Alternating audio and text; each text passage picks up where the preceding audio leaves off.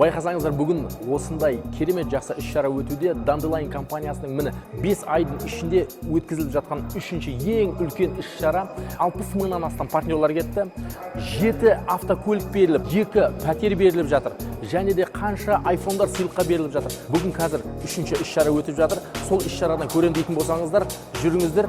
Біз сіздермен ендеше бастаймыз, жүріңіздер.